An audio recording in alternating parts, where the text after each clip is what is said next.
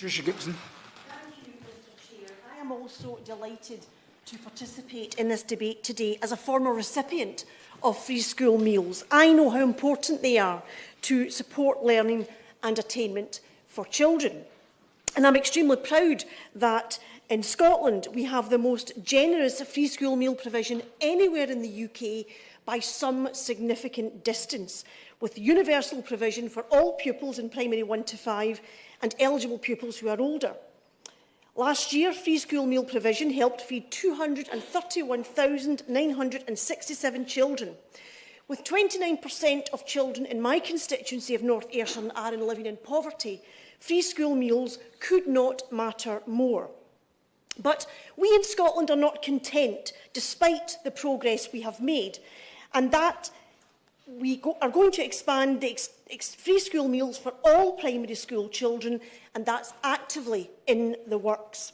The Scottish Government is working with the Convention of Scottish Local Authorities to prepare primary schools and their infrastructure for a full, universal rollout of free school meals for all primary children, and this should be completed in 2026, supported by £43 million in capital from the Scottish Government in 2024-25 and an additional £6 million in resource spending, with local authorities benefiting from £21.7 million allocated to local authorities to support eligible children during the school holidays.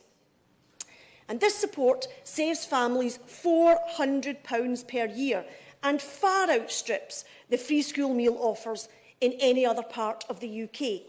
And that matters because hungry children do not learn. Ensuring children receive a nutritious free school meal is a fundamental part of supporting attainment. How could it not be?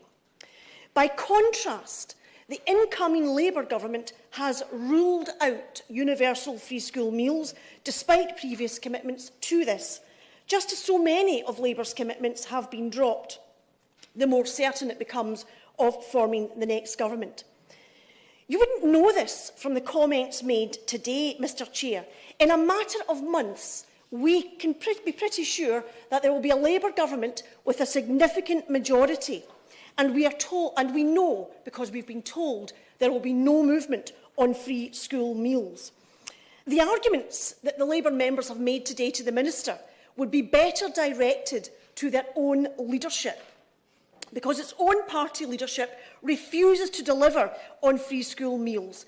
And it reminds me of the debate we had after the UK Government's budget. We had Labour MP after Labour MP condemning the budget and then refusing to vote against it. I think, Mr. Chair, this may be what some people call gaslighting. Now, we cannot leave the matter there, because in a somewhat grotesque development, we have the incoming Labour Government committing to leaving bankers' bonuses uncapped. That appears to be sacrosanct. So we appear to be balancing children's hunger against rich bankers' bonuses.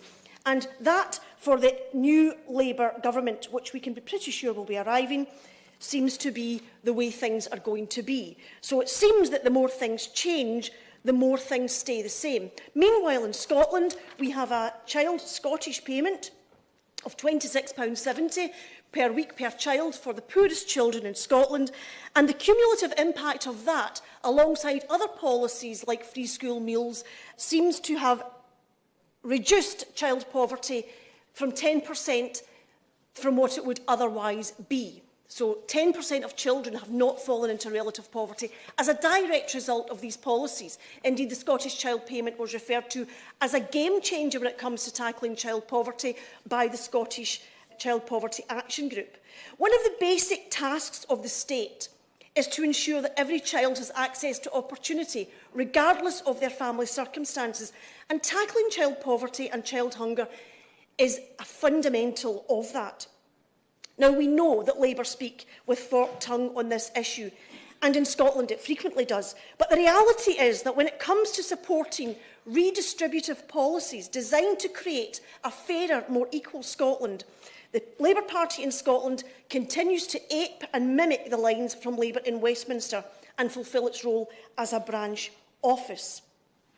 Now, austerity hits children hardest, and we've suffered austerity, and people don't like to talk about this, but we suffered austerity under the previous Labour Prime Minister, Gordon Brown, and that has only been continued under this Tory Government, and we know that it will be embraced yet again by the incoming UK Labour Government.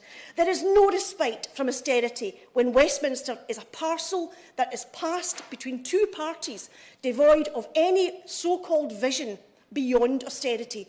Scotland's children are faring better because the SNP Scottish Government chooses to use its power to support them, and to govern is to choose. Sadly, neither of the Westminster parties today will choose universal free school meals for children. I'm proud that in Scotland we are making a different choice for children in Scotland. I fear for the children in England.